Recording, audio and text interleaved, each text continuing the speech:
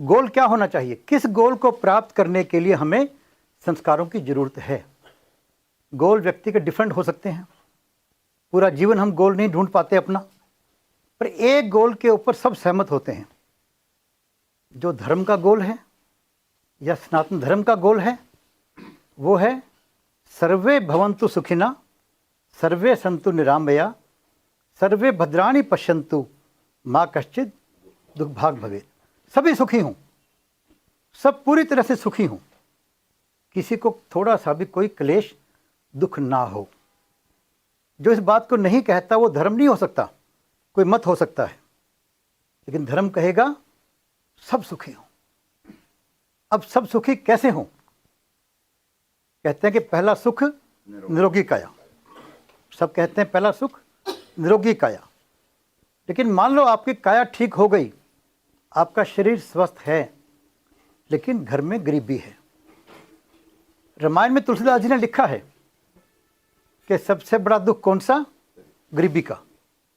सबसे बड़ा सुख पैसे में नहीं कहा, लेकिन दुख किस में? गरीबी के अंदर। मान लो घर में पैसा भी आ गया, लेकिन घर में रोज कलेश होता है, बाप बेटा लड़ते हैं, पति पत्नी लड़ते हैं, क्या आप सुखी रह पाओगे? नहीं रह पाएंगे। आपस में प्रेम भी चाहिए, निरोगी काया चाहिए, घर में माया भी चाहिए, आपस में प्रेम भी चाहिए। ये तीनों चीजें हो गई। लेकिन मोहल्ले में 4 राक्षसी वृत्ति के लोग रहते हैं, वो आते जाते बहन बेटी को तंग करते हैं, वो आते जाते लोगों को लूटने की कोशिश करते हैं। क्या आप सुखी रह पाओगे? क्या आराम से सो पाओगे? ना आपको दिन में चैन मिलेगा, ना रात में आपको नींद हो पाएगी अच्छी तरह से। उसका इलाज क्या है? राक्षसी वृत्ति को तो समाप्ति करना होगा, वरना श्री राम को, कृष्ण भगवान को हथियार नहीं उठाने पड़ते। समझाए से नहीं मानने। हनुमान जी समझाने जाते हैं, रावण नहीं मानता। कृष्ण भगवान स्वयं समझाने जाते हैं और दुर्योधन नहीं मानता। हमें शक्तिशाली बनना होगा। राक्षसी वृत्ति को समाप्त करने के लिए एक ही इलाज है, हमें शक्तिशाली बनना होगा। शक्तिशाली कैसे बन सकते हैं हम लोग?